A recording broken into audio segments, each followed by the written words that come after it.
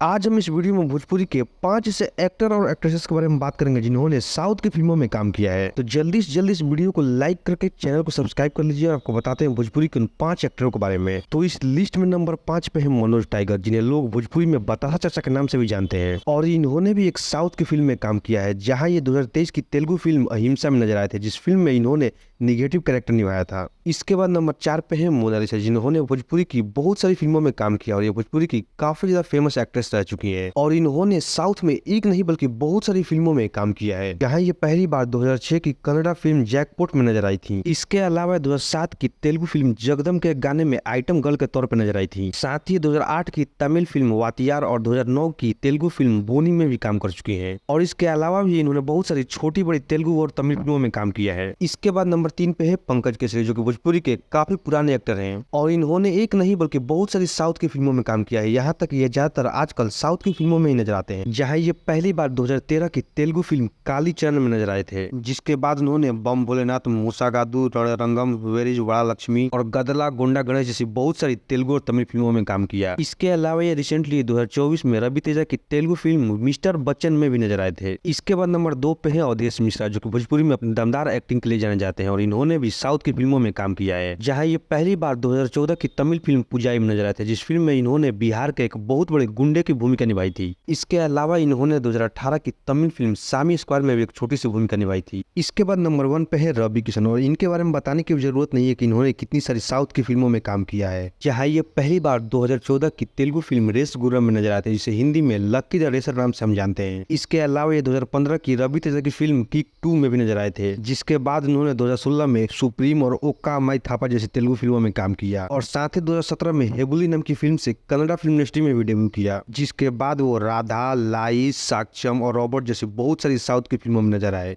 और रिसेंटली वो 2024 में तेलुगु फिल्म डाकू महाराज में भी नजर आते, जिस फिल्म में उन्होंने एक बहुत ही महत्वपूर्ण भूमिका निभाई थी। तो ये थे वो 5 भोजपुरी एक्टर जिन्होंने साउथ की फिल्मों में काम किया है। बाकी इसके अलावा किसी और एक्टर के बारे में जानते हैं तो जरूर कमेंट में बताइएगा, और वीडियो को पसंद है वीडियो को लाइक कीजिएगा और ऐसे और वीडियो देखने के लिए चैनल को सब्सक्राइब कर लीजिए।